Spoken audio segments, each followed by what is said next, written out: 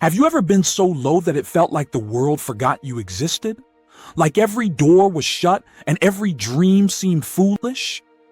That's exactly where she was, rock bottom. A single mother, living on welfare, battling depression, and holding on to nothing but one fragile dream: to tell a story.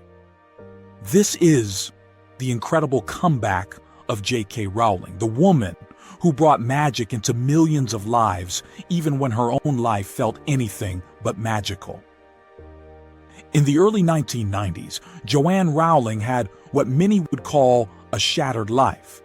She had just gone through a painful divorce, was living in a tiny flat in Edinburgh, and was trying to raise her daughter with almost no money.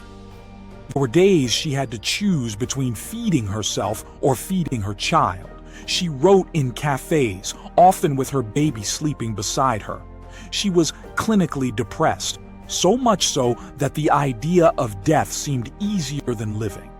But through all the darkness, there was one flicker of light, an idea, a boy wizard named Harry.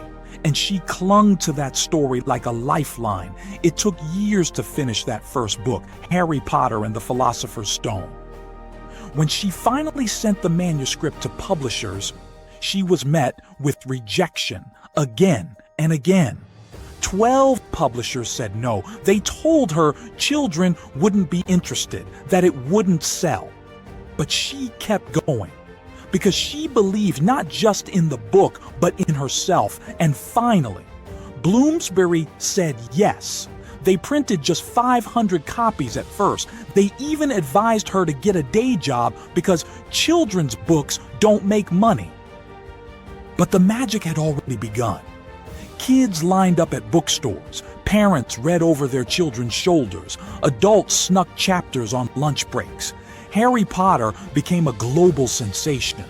The series would go on to sell over 500 million copies, translated into 80 languages, and inspire one of the most successful movie franchises in history. But J.K. Rowling's story isn't just about fame or fortune.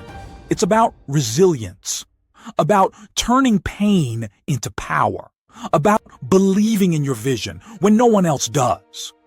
She once said, "Rock bottom became the solid foundation on which I rebuilt my life." So if you're struggling today, if you feel invisible or defeated, remember this: your story isn't over.